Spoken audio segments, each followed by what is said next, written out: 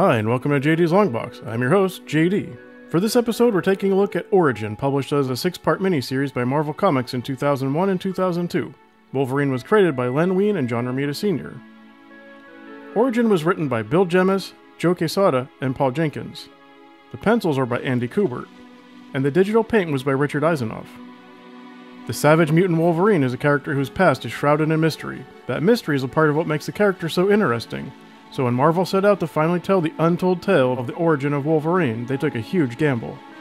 Spoiler warnings ahead. Part 1. Writing.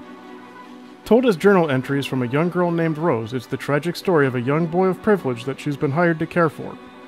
However, dark secrets surround the Howlett estate that leave them stripped of everything.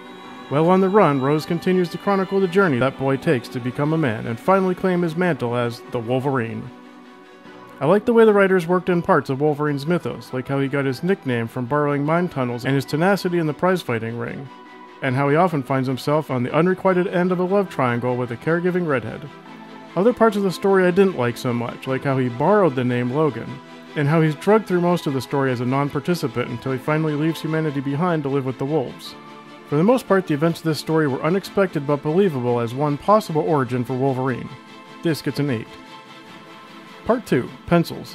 Andy Kubert gives good line work and storytelling compositions, but some of his details are lost to the dark colors. That said, the choice of coloring these pencils without adding inks is ingenious for the style of this story.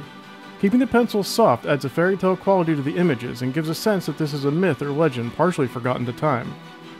This gets an 8.5. Part 3. Colors. Richard Isanove's colors have a painterly quality, again adding to the storybook feeling. Something much different than even the best airbrushed digital art that other colorists were doing in the early 2000s. They set the right mood in most places, but they are printed a little too dark, sacrificing separation for mood. This gets an 8. Overall score. This adds up to an 82%. Final take. This was presented as a grand event released with stunning covers on each issue of the miniseries, and bound in a leather-covered hardback for the collected edition. Tweaks and further retcons have cemented this story as the de facto origin of the hero we call Wolverine, and it sits, in my opinion, alongside the Wolverine Limited series and Marvel Comics Presents Weapon X as the defining trinity of Wolverine. I hope you liked this review. Be sure to like and subscribe, and then check out some of my other videos. If you want to see the first miniseries to flesh out this mysterious character, check out my review of the Wolverine Limited series. And if you want to learn where Wolverine got his adamantium skeleton and claws, then check out my review of Marvel Comics Presents Weapon X. Until next time, I'm JD, and this box is closed.